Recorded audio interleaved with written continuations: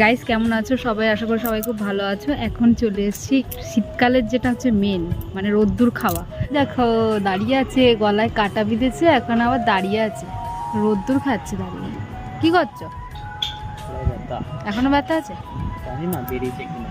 বেরায়নি এখনো? খুব কষ্ট হচ্ছে? এখনো ঢোক গিল্লে লাগছে?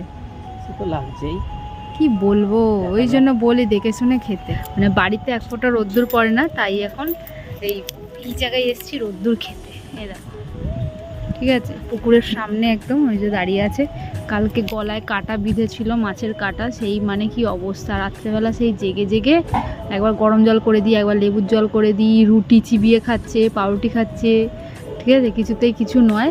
তো দেখা যাক আজকের দিনটা কেমন থাকে, তারপর নয় একটুখানি ডাক্তার দেখিয়ে নেবো। আর যেটা বলার জন্য ভাবলাম একটু ভিডিও বানাই, সেটা হচ্ছে আমাদের বাড়ির কাছেই অনুকূল আশ্রম, বুঝেছো? মানে চুঁচুড়া হুগলি অনুকূল আশ্রম বলে তোমরা সার্চ করতে পারো, গুগলে তোমরা দেখতে পাবে। এখানে আজকে হচ্ছে বাৎসরিক অনুষ্ঠান, মানে অনুকূল বাবার।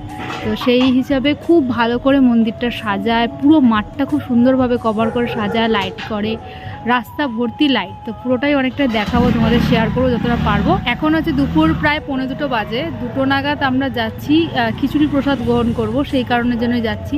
তো তখন দেখাবো তোমাদের যে কত সুন্দর করে আমাদের আশ্রমটা সাজানো হয়েছে, আর মাঠটাও কি সুন্দর লাইটে কভার করা হয়েছে। দেখতে থাকো।